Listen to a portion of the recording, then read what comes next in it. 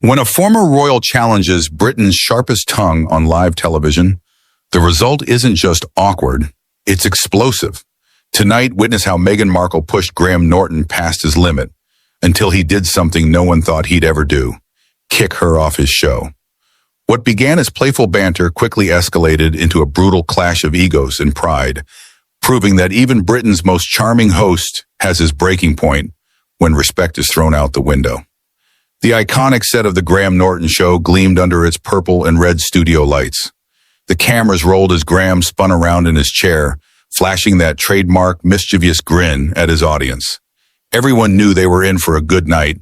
After all, his guest was none other than Meghan Markle, a figure who had captivated, divided, and exhausted public opinion in equal measure.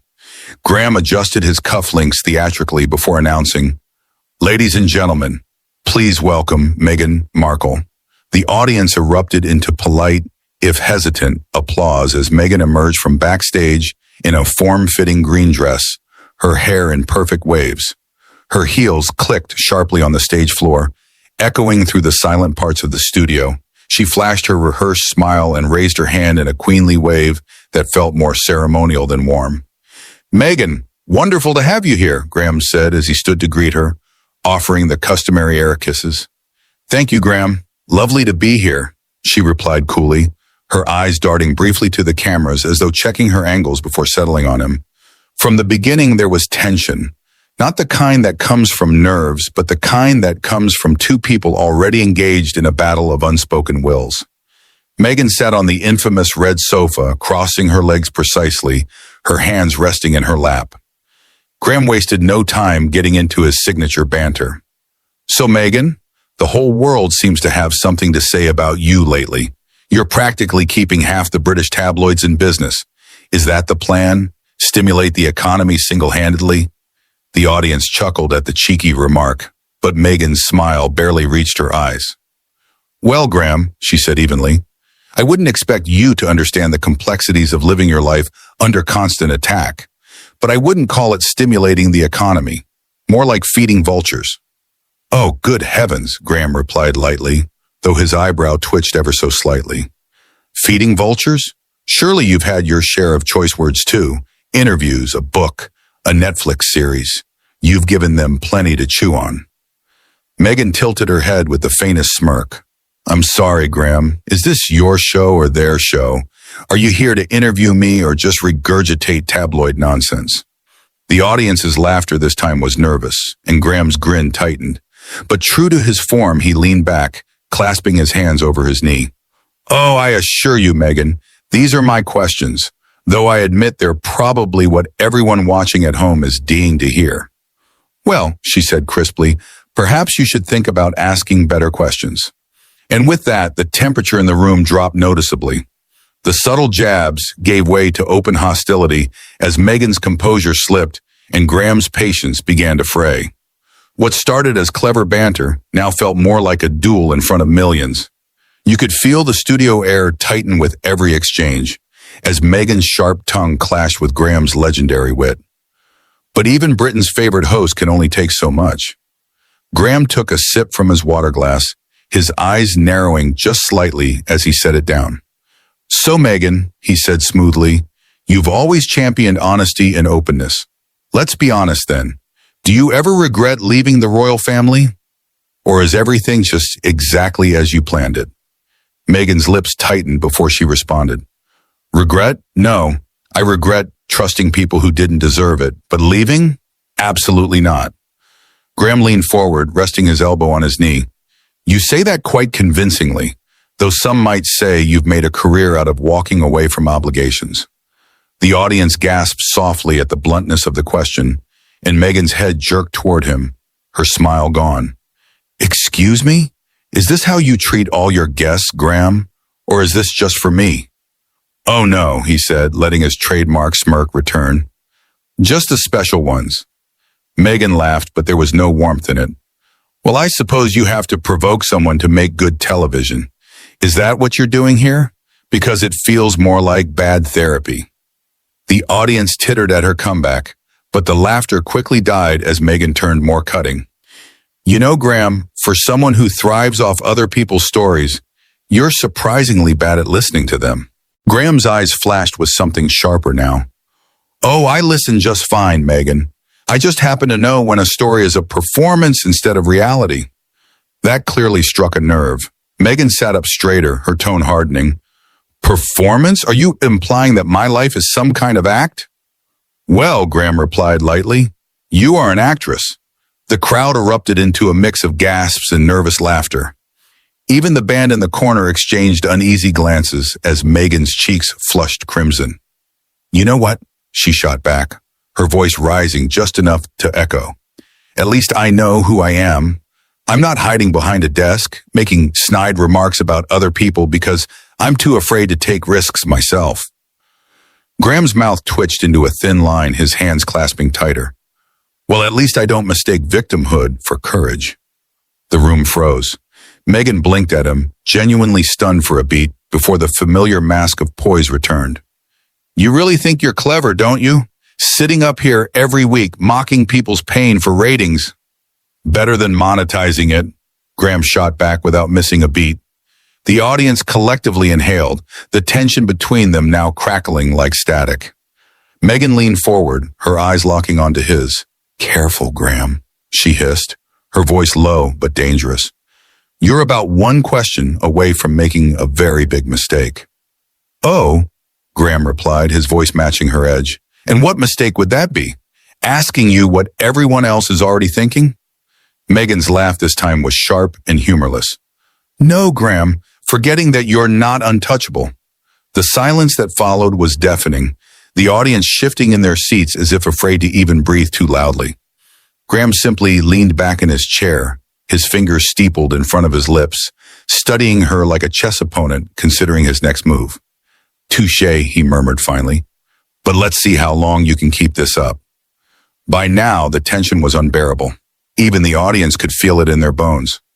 Meghan's sharp words had pierced through every polite boundary, but Graham's legendary patience was wearing thin. What began as witty banter had turned into a battle of egos, and the cracks were starting to show. But no one expected just how far Meghan would push, or how Graham would respond. The studio felt like it was holding its breath. Meghan sat rigidly on the famous red sofa, her arms crossed now, eyes flashing. Graham, usually so unflappable, sat quietly, his smirk replaced with a thin line of irritation. Even the audience, who had come expecting laughter and lighthearted gossip, were now afraid to cough. Well, Graham finally began, breaking the silence. At least we can agree on one thing. You're consistent, consistently combative. Meghan let out a sharp laugh. You're hilarious, Graham. A man who's made a career out of needling guests thinks I'm combative? How original. He raised an eyebrow. Not original, Meghan. Just accurate.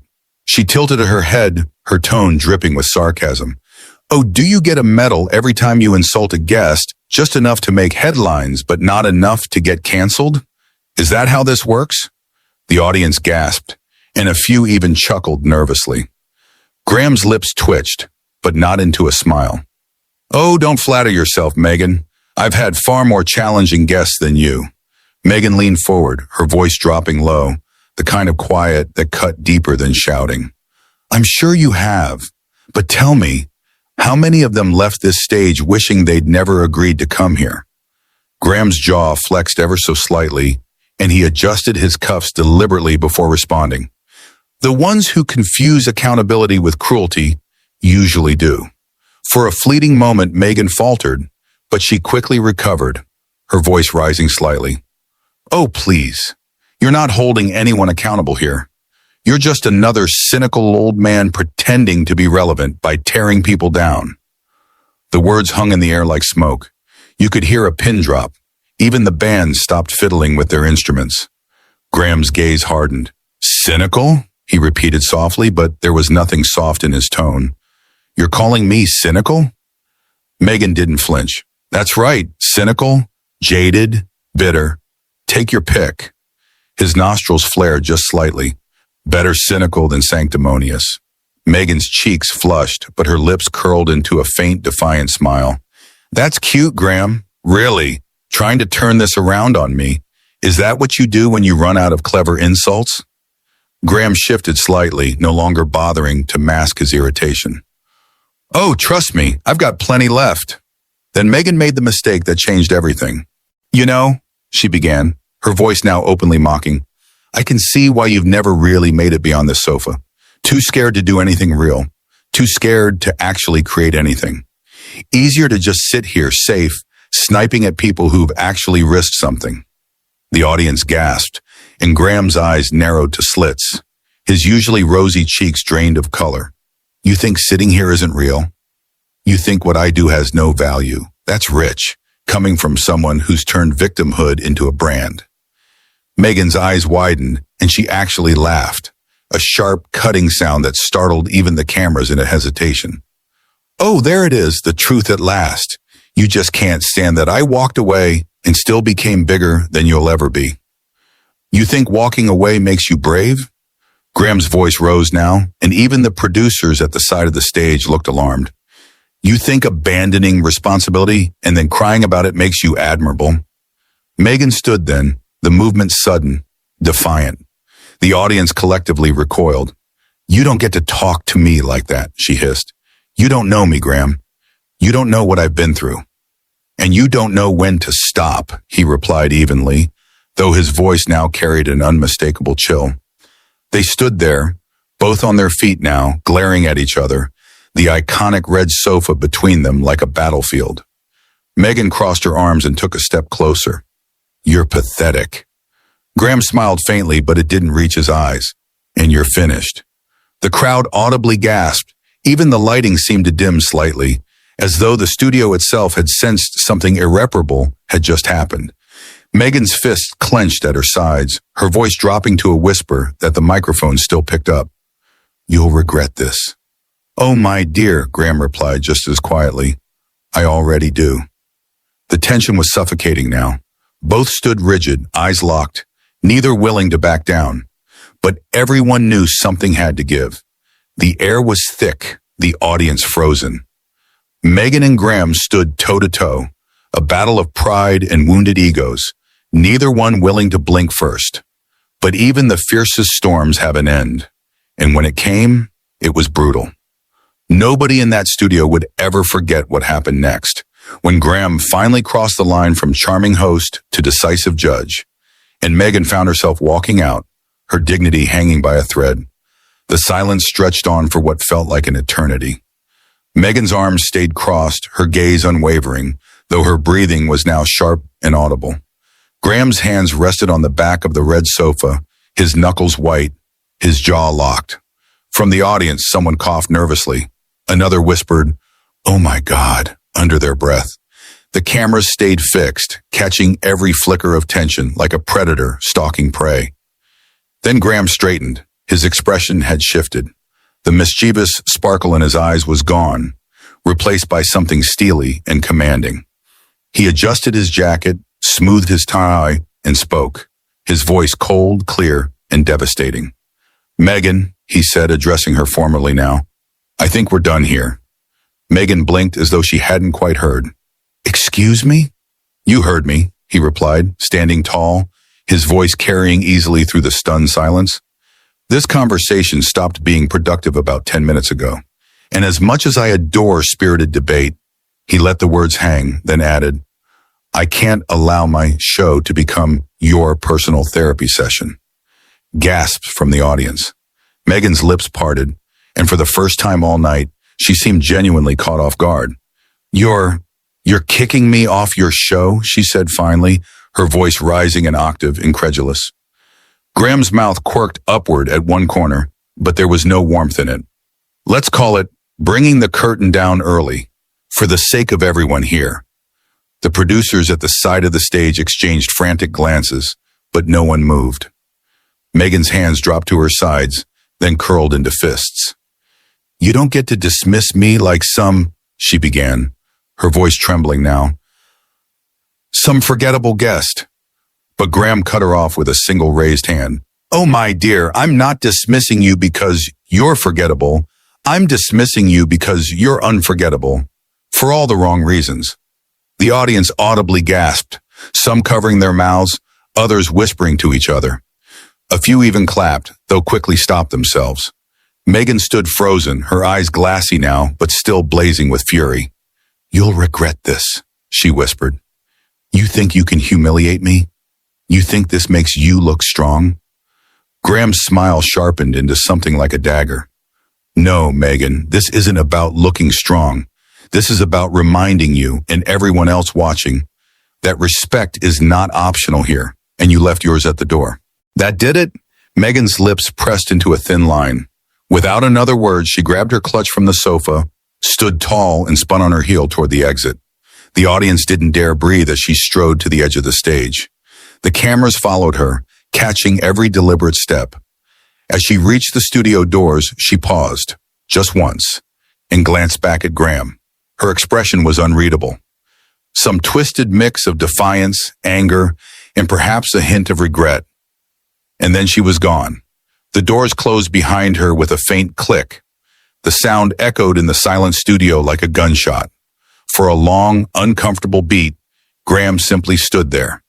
Then, as though nothing had happened, he adjusted his jacket again, turned to the audience with that familiar twinkle in his eye returning, just barely, and said, "Well, I suppose we'll be needing the bigger sofa next time." The studio erupted, part laughter, part nervous applause, part disbelief. The tension began to dissipate, but the electricity in the air remained. They all knew they'd just witnessed something historic. Even the band picked up their instruments hesitantly, filling the space with a few awkward chords. But everyone, from the crew to the audience, couldn't stop glancing at the exit, half expecting Meghan to burst back through at any moment. But she didn't. As the cameras cut away, Graham let out a slow breath. His shoulders relaxed, but his eyes stayed hard. Whatever storm had just passed, he'd weathered it, but not without scars. And Meghan? Somewhere beyond those studio doors, her heels clicking furiously against the corridor floor, she was already rewriting the narrative, already plotting her next move.